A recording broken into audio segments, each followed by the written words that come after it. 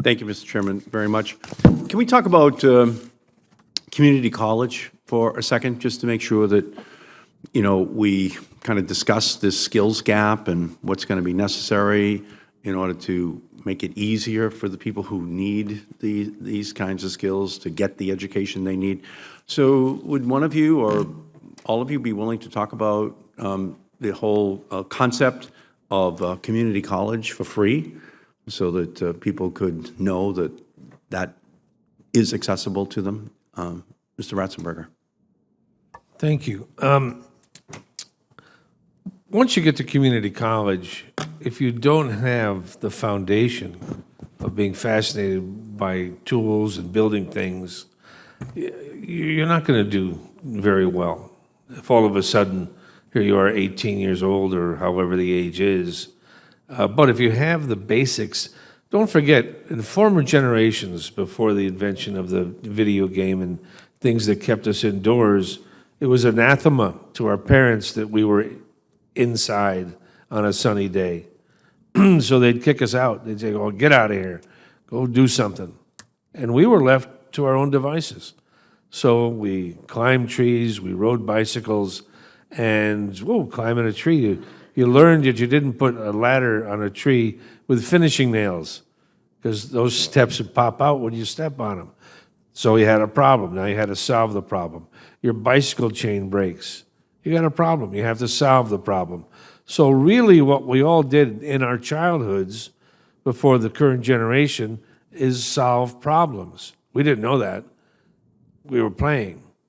So now it's a whole different issue. If someone grows up and all they've done is play video games, and there's certainly an attraction to that, and parents think that, oh, well, they're indoors and we'll keep them safe.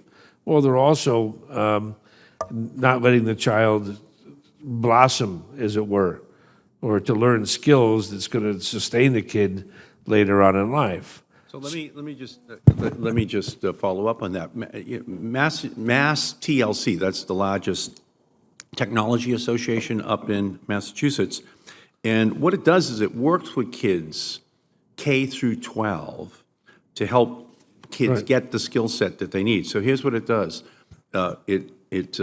One, leads an hour of coding seminars, introducing students to the basics of coding software. And secondly, it mentors students on entrepreneurship and community engagement by assisting teams of teenagers develop mobile apps that improve society. And 2 years ago, a team from Winchester High School developed an app that can detect whether someone is sober through enough to safely drive, and that finished third in a global competition. What do you think about that as a model? Because so many kids, as you're saying, have this skill set, so many of the jobs are increasingly being created in that sector. What do you think about that as a model to ensure that, that in our schools and then outside the schools that we close the skills gap so that every kid has access to that digital skill set? Yeah, the more the programs we have that kids actually use their hands. It's the hand to mind. Actually, in 1809, a book was written by a fellow named Charles Ham that was the title of the book, Hand to Mind, and how important it is for children to use their hands.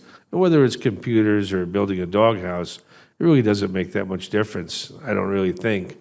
But the important part to me also, especially when you're talking about computers and electronics, someone has to generate the electricity. So you go back to the coal miner conversation, don't forget someone's got to fix the diesel engine of the equipment that goes into the coal mine. So it's all one big weave. It's all one big tapestry. But anything that helps.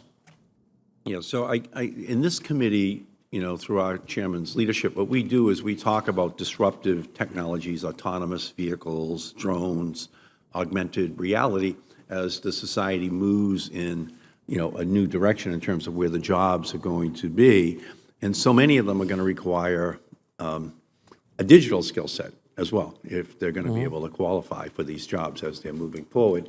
We need to do, what you're saying, but because of the massive, incursion of disruptive technologies and the nature of work changes, we need to make sure that we kind of have a complementary strategy that could work, and I'm hoping that maybe out of, all the conversations we're having, and we thank all of you for being here, that we might be able to accomplish that goal. Thank you, Mr. Chairman. Thank you.